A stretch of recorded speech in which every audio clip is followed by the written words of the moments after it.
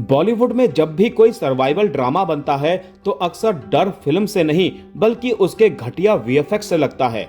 लेकिन विजय नाम्बियार ने इस बार साबित कर दिया है कि अगर निर्देशक के पास विजन हो तो आप एक छोटे से स्विमिंग पूल में भी रोंगटे खड़े कर देने वाला खौफ पैदा कर सकते हैं।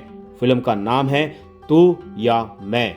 नाम सुनकर शायद आपको लगे कि कोई हल्की फुल्की लव स्टोरी होगी, पर यह फिल्म रोम कॉम कम और मौत कॉम ज्यादा है।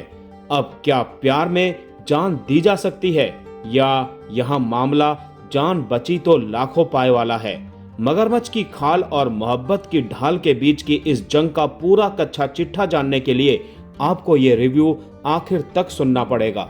फिल्म की कहानी शुरू होती है दो इन्फ्लुएंसर से। मुंबई के पॉश इलाके में रहने वाली अवनी साह यानी सनाया कपूर सोशल मीडिया की दुनिया में जीने वाली, एस्थेटिक्स पर मरने वाली और जिंदगी को रील समझने वाली जेन जी लड़की। दूसरी तरफ है मारुति, नाला सोपारा का बंटाई रैपर आला फलोप्रा। आदर्श गौरव जो रैप करता है, स्वैग में रहता है, लेकिन रियलिटी का एहसास भी रखता है। दोनों की अजीब सी लव स्टोरी है, मतलब प्यार भी, तकरार भी और कंफ्यूजन भी।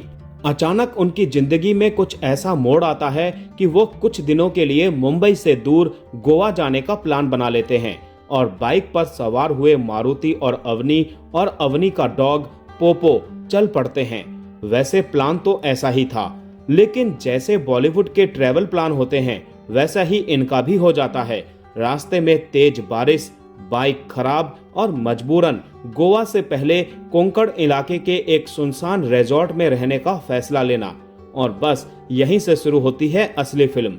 रिजॉर्ट के पूल में एक ऐसा हादसा होता है कि दोनों एक ऐसी स्थिति में फंस जाते हैं जहां उनका सामना होता है लगभग 15 फीट के मगरमच्छ से। अब सवाल ये है कि तू या मैं, कौन बचेगा, कौन किसको बचाएगा, और क्या प्यार सच में जान से बड़ा होता है? ये जानने के लिए दोस्तों आपको थिएटर में जाकर तू या मैं देखनी होगी। शुरुआत से लेकर अंत तक तू या मैं की कहानी आपको पकड़े रखती है। ये वो सर्वाइवल ड्रामा नहीं है जहां बहुत सारा एक्शन और चीखें हैं, बल्कि यहाँ धीरे धीरे आपकी सांसें तेज होने लगती है और डर बढ़ने लगता है।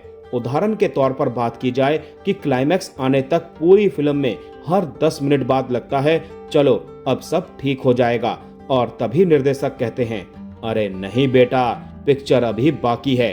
पूरी फिल्म में ट्विस्ट ऐसे आते हैं जैसे फैमिली व्हाट्सएप ग्रुप में अचानक एक फॉरवर्ड मैसेज की वजह से शुरू होने वाले झगड़े, जिसके लिए आप तैयार नहीं होते, लेकिन झटका पक्का मिलता है और दिलचस्पी भी बढ़ती है।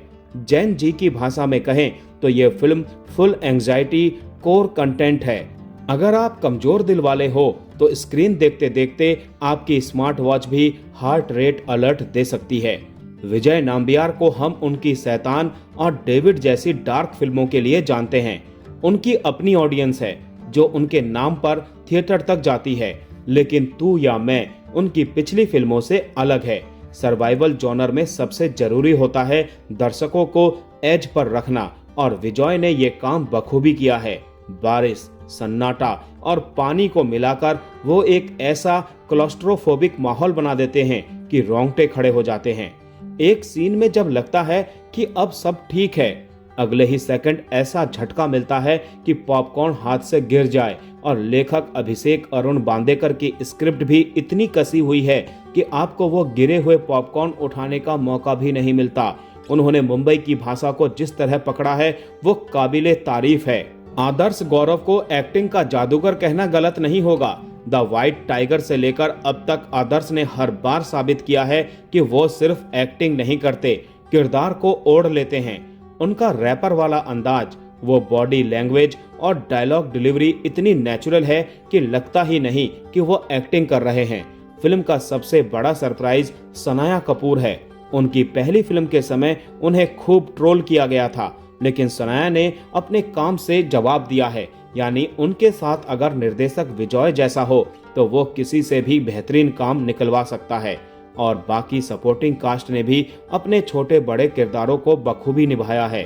और हाँ, हमारे पोपो यानी डॉग को भी मत भूल जाना, जो इस फिल्म का एक अहम हिस्सा है। तो दोस्तों, अगर आप वही घिसी पिटी प्रेम कहानियों से ऊब चुके हैं और कुछ ऐसा देखना चाहते हैं जो आपकी रातों की नींद उड़ा दे, तो आपके इस प्रॉब्लम का सॉल्यूशन है फिल्म तू या मैं। विजय नाम्बियार की यह फिल्म बॉलीवुड के सर्वाइवल जॉनर में एक नई जान फूंकती है। आदर्श गौरव फिल्म के इंजन हैं, सनाया इसकी चमक और मगरमच्छ वो तो साक्षात काल है। बस एक चेतावनी, फिल्म के बाद वीकेंड पर पूल पार्टी का मूड बन रहा हो तो थोड़ा सा सावधान।